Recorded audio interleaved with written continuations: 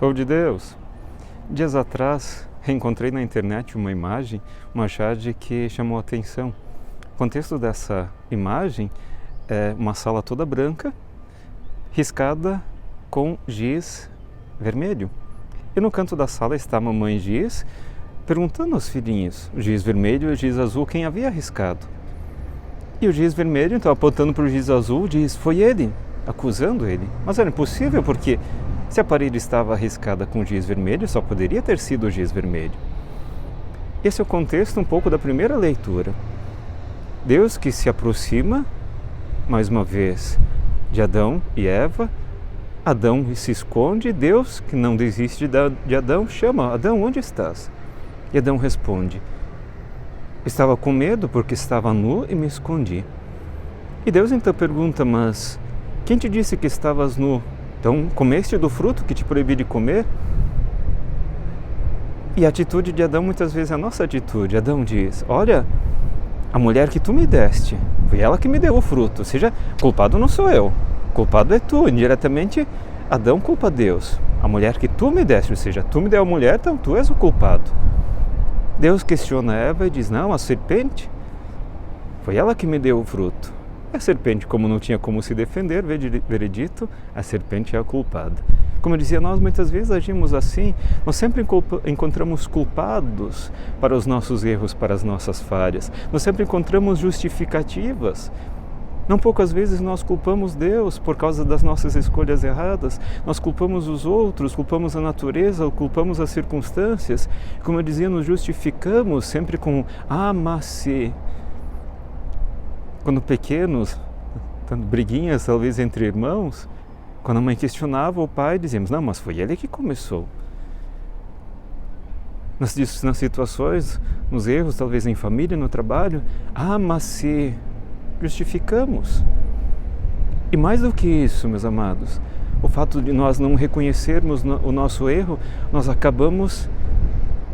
acaba com que nós caricaturemos Deus, criemos uma imagem negativa de Deus, Deus como sendo alguém vingativo, punitivo. Nós caricaturamos os outros e ainda ficamos com medo, com vergonha, medo do que possa acontecer, das consequências, vergonha talvez de nós nos expormos.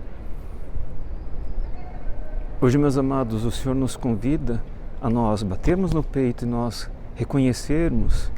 Imagina, seria tão mais simples se nós reconhecermos os nossos erros, disséssemos, olha, eu errei, perdão. Lembro que em casa, às vezes, nós quebrávamos uma vasilha, um prato que a mãe tanto gostava, e que ela dizia, olha, cuida para não quebrar. Nós quebrávamos e ao invés de então nós falarmos, nós escondíamos. Tantas situações entre casais, onde a pessoa que errou age e fala de tal forma com que a outra se sinta culpada, mesmo não sendo.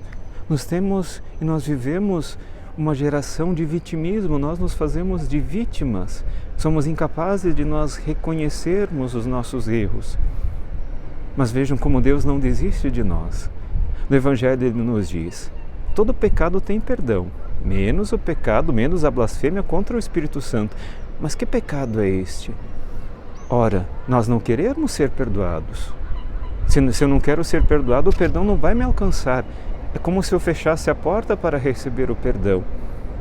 Mais ainda, é nós imaginarmos que Deus não tem o poder, que Deus não tem a capacidade, ou que Deus não quer perdoar-nos, que nós não somos dignos do perdão.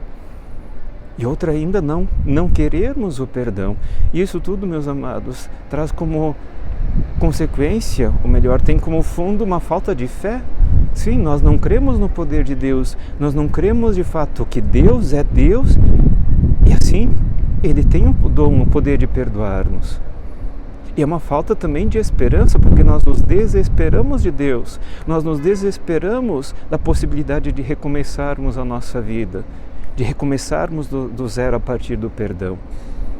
E como eu dizia, muitas vezes nós não queremos o perdão, porque o perdão pressupõe corrigir-se, pressupõe emendar a vida. E nós não queremos porque está bom viver dessa forma. Assim eu não me incomodo, não preciso mudar as minhas atitudes, está bom assim. Por quê? Por que mexer nisso? Meus amados, a liturgia desse final de semana é um convite para nós procurarmos o sacramento da reconciliação. Quando foi a última vez que tu te confessaste? Quando foi a última vez que tu colocaste diante do Senhor, diante da misericórdia do Senhor, as tuas fraquezas, os teus pecados? Muitos poderiam dizer: ah, padre, mas eu tenho medo de confessar-me. Vejam como nós criamos uma caricatura de Deus. Ah, mas eu tenho vergonha de falar diante de um outro homem. Meus amados, o Padre ali, ele representa Cristo, ele é o Cristo. E outra ainda, nós não temos vergonha de cometer o pecado. Nós não temos vergonha, poderíamos dizer assim, de desnudar o nosso corpo diante do outro, e muitas vezes diante de estranhos. Mas nós temos vergonha de desnudar o nosso coração diante do Senhor. Vejam, diante do Senhor nós precisamos, nós devemos e nós podemos desnudar o nosso coração, mostrar-nos como de fato nós somos, sem ter medo daquilo que vão pensar, daquilo que Deus possa pensar. Deus nos conhece. Volto a dizer, a liturgia desse final de semana é um convite a nós nos colocarmos diante da misericórdia do Senhor, bater no peito e dizer: eu errei, eu quero recomeçar. E vejam como Deus ainda é bom.